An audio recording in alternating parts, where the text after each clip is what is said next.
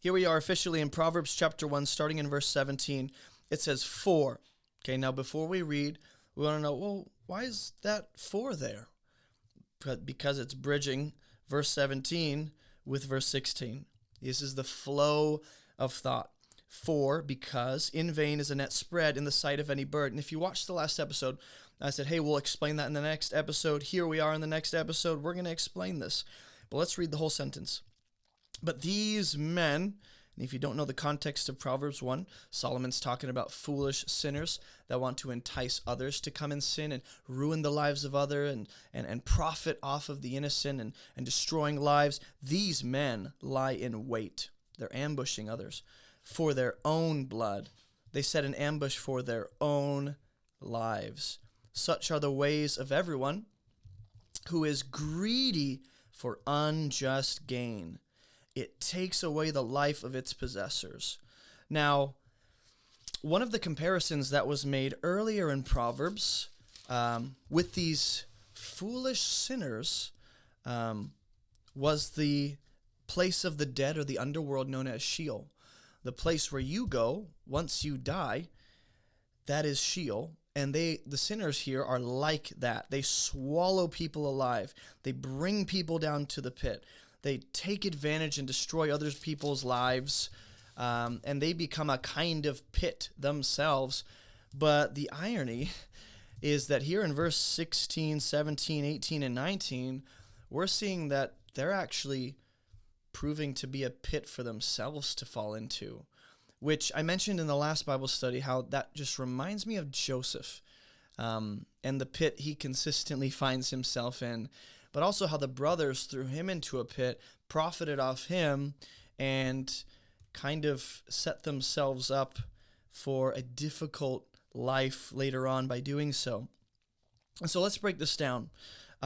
We saw in verse 15 and 16 that Solomon is trying to warn his son, or those who have ears to hear, don't walk in the way of sinners. Hold your foot back from their paths, which means you and I have a responsibility to hold back our own feet from walking into the path of evil, because their feet run to evil, and they make haste to shed blood, which is a direct violation of the commandments of God. So I promised that we would connect verse 17 with the previous verse and explain the whole bird avoiding a net thing. In vain is a net spread in the sight of any bird, meaning when you're hunting bird, you don't just throw a net right in front of him out in the open as he's watching you, because that's a pretty useless thing to do. The bird knows, obviously, someone is trying to come at me. I should fly away.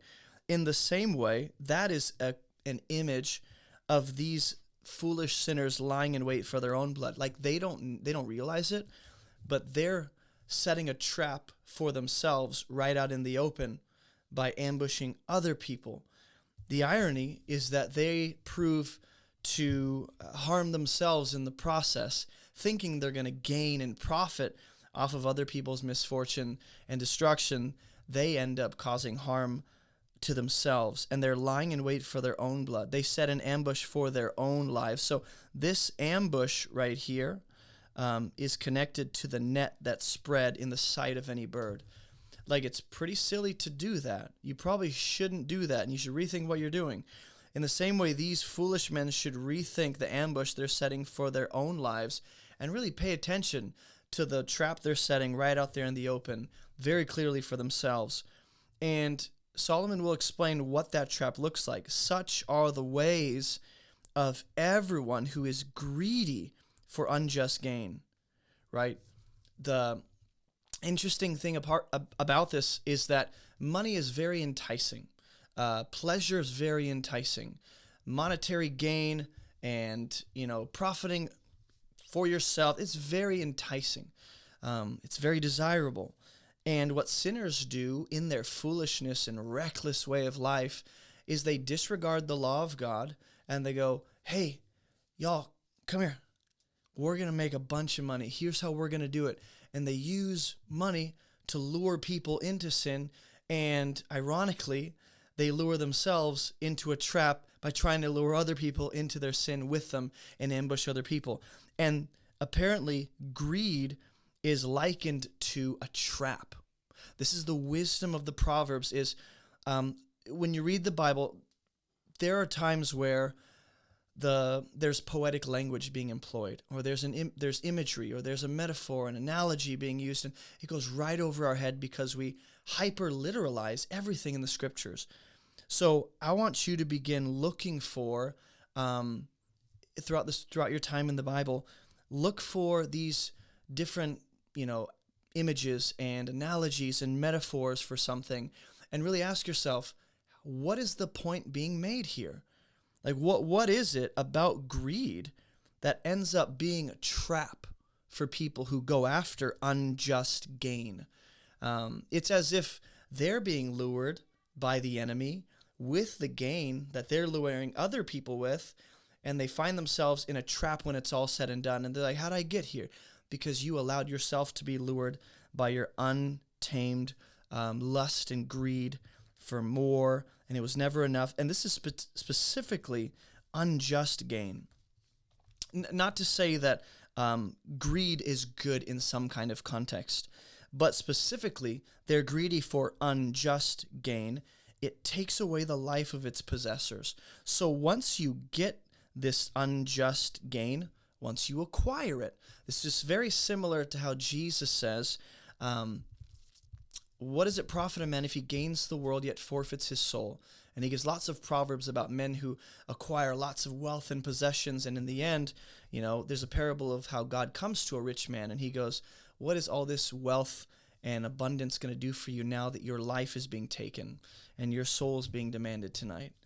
And so this is the wisdom of the Proverbs, is that we should be considerate of the ways of those whom we're following. So the way of the sinner was talked about a few verses earlier. My son, don't walk in the way with these foolish sinners. Hold your foot back from their paths, because their way is walking down a path that will not end anywhere good. And so that is not a way that you want to be a part of.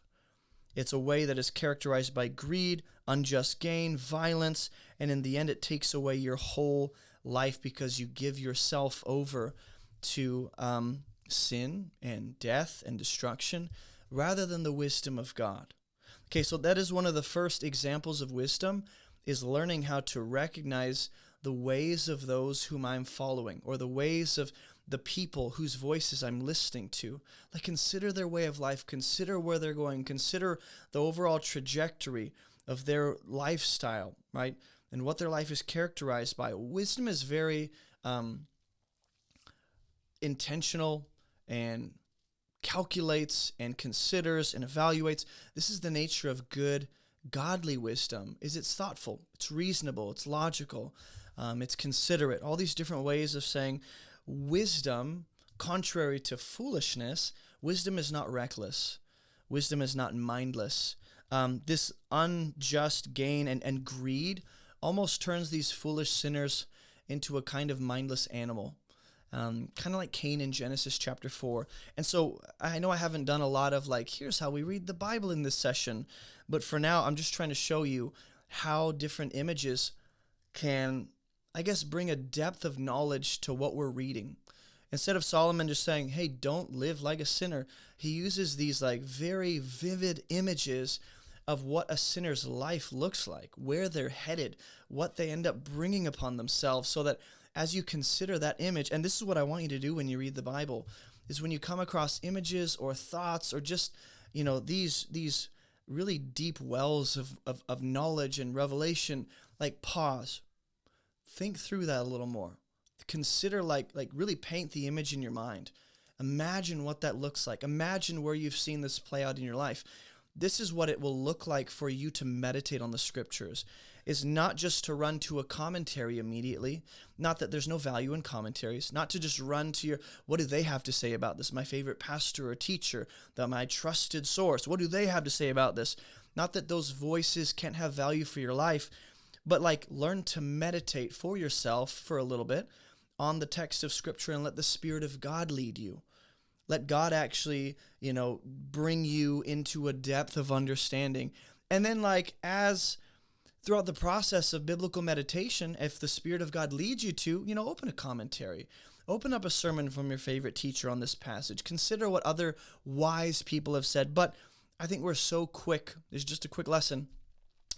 We're so quick to run to someone else's opinion. We're all fallible, but we often treat men like they are infallible. And I'm just trying to say, let the scriptures speak for themselves and spend enough time to think on it. Use your mind. Don't let someone else think for you. That's essentially what I'm trying to say is think for yourself with the Spirit of God guiding you and leading you into the truth, just like Jesus says in John 14. So this is the ways of everyone who's greedy for unjust gain. Contrasted with that, the sinner, the fool, enticing you, saying, come and let's destroy the lives of others.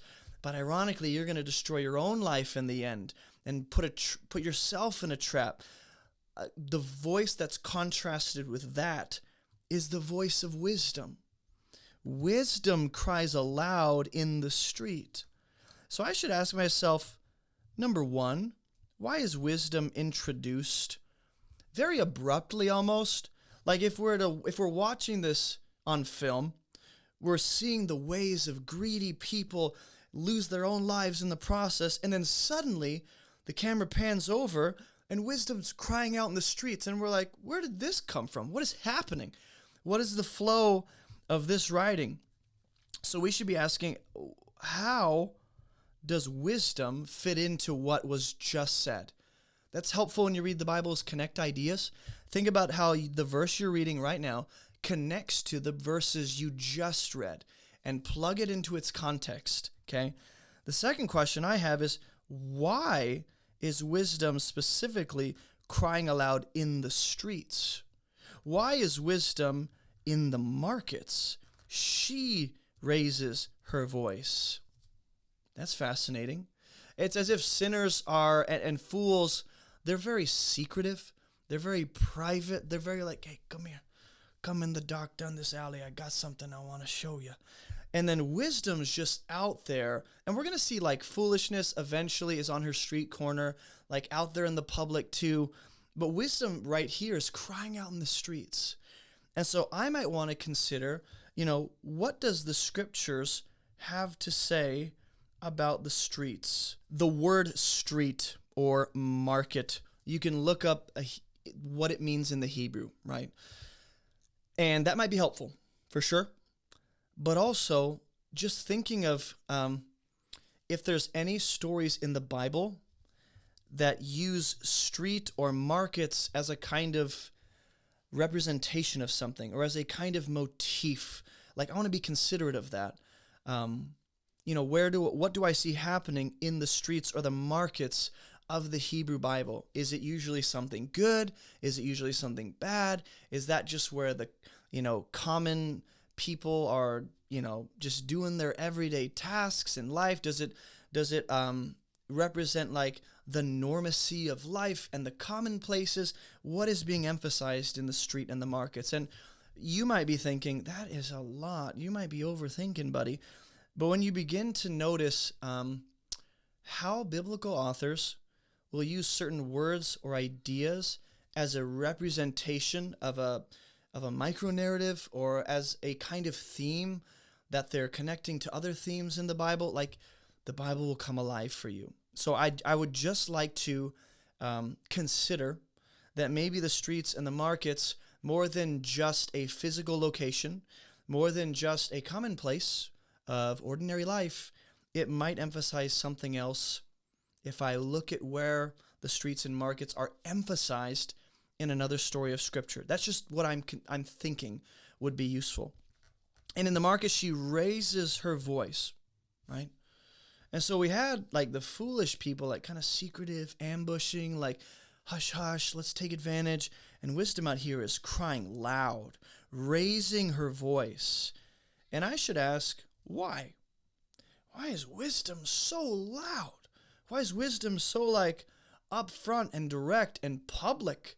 Because that's going to be important to think throughout the rest of the Proverbs. Meaning, I'll just kind of jump ahead for you. The picture of wisdom that we're getting here is a picture of hey, God's wisdom is available anywhere, in the commonplaces, in the places where normal life happens, in the places where even in some places of the biblical narrative, maybe the markets and the streets ain't so positive and it actually has a negative connotation. Everywhere and anywhere, God is offering wisdom to people who are looking for it and open and have ears to hear. That's the idea. And I know I used a lot of words to get to that point. I apologize. I'm not clear in the head today or ever. But wisdom here is crying loud and raising her voice to let you know that maybe there is no excuse for us to not walk in wisdom and to be like, well, I didn't hear it. I didn't see wisdom. I didn't have access to God's wisdom. Apparently wisdom, primarily when Solomon refers to wisdom, it is the revelation of God in the instruction found in the Torah, which Torah literally means instruction, or in the laws of God, or in the Hebrew Bible, the revelation of God and how Israel ought to live and the people of God should live.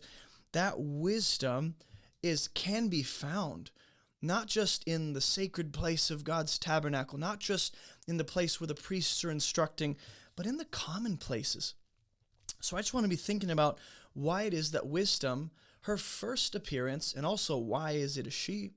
Her first appearance is in a very loud, noisy, busy marketplace and street. At the head of the noisy streets, she cries out. At the entrance of the city gates, she speaks. Now, I want to be thinking through the places that were noted. The markets, the streets, the noisy streets, which means that she's kind of competing with the noise of our normal everyday life and the distractions that are being thrown at us. Wisdom is in competition with those voices and that noise that we kind of just become numb to. And also, she's at the city gates.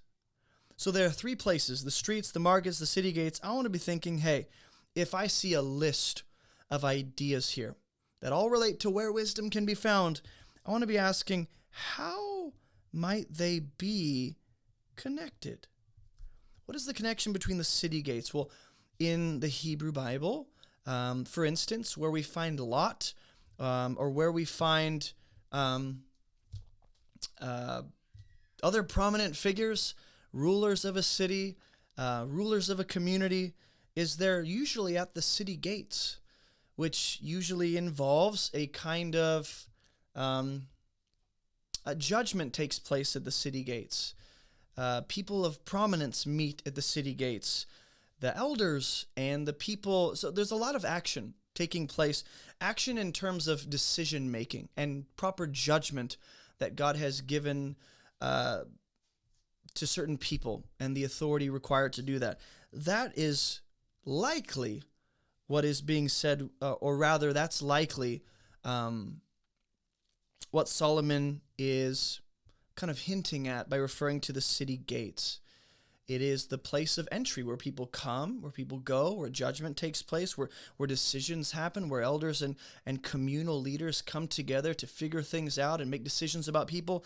Yeah, wisdom can be found there too, and should be found there if decisions need to be made about a community or a person in the community. So I know this wasn't very like, here's how I read the Bible, but in this specific lesson, it was more about like making sense of what we're reading. And in the next one, hopefully there will be more like, here's how to read the Bible. But if I could kind of recap some things that I said and just kind of boil this video down to its basic lesson, learn to meditate on the scriptures. Learn to think through what you're reading and consider where else in the Bible might you see those ideas, those keywords, those motifs. What is the connection between the ideas I'm reading? How does this verse right here, these two verses, connect to the previous verses? What is the context? How does wisdom crying loud connect to the fools operating in secrecy and wanting to bring death and destruction? When I see images like a bird looking at a trap being thrown right in front of him, what is the point being made by using that image? That kind of thing. Essentially, what I want you to learn how to do is to ask questions and not rush through the scriptures to just figure out, what does this do for me? in my 21st century context, or if you're watching this later on in the 22nd century, what is this application for me? Instead of jumping straight for that, like, read the scriptures in their original context, on their terms, understand the author's original main intended point and meaning, and then begin to figure out, now that I know that context, how does that apply to my life? What is the wisdom for my life? But we're often too quick to jump to our personal application, and we insert ourselves in the story or the wisdom literature, and there is wisdom. But in order to make the proper application for your life and apply the scriptures correctly, you need to, as best as you can, have as much understanding of the original context of what you're reading. That includes the literary context of where Proverbs falls in the story of the scriptures, the grammatical context, where in context is this in the rest of Proverbs 1 and compared to Proverbs 2. What ideas relate here? What is the cultural context and the ancient historical context? How would an ancient Israelite have understood the markets, the street, the gates? What happens there? What does the scripture have to say about the gates and the streets and the markets? Are there any stories that bring an emphasis to those places where wisdom is kind of redeeming and stepping into those places that once had a negative connotation and have a dark history? We want to be thinking through these things. And this might be a lot for you to take on as a beginner. I get that. And I apologize if I'm just I guess making you drink from a fire hose. I apologize if that's what this feels like. But you can always come back and refer to this as you grow in your own personal understanding of scriptures. So just take one thing. This is the teacher in me. Just take one thing, one skill, one tool that you learned from this specific session, and then begin applying that to your own personal study. Don't get overwhelmed with all the different things I have to pay attention to and all the things I have to do. Just take one thing that you really learned from this session and apply it to the next time you read the scriptures. All right? I won't talk anymore. I'll see you guys in the next video. Hey, don't forget to like this video and subscribe for more biblical content just like this. We have hundreds of videos, but you might be most interested in these ones right here. Also, visit our website for all of our free resources and classes. And thank you so much for partnering with us financially to make this ministry even possible. Keep moving towards Jesus, and I'll see you in the next video.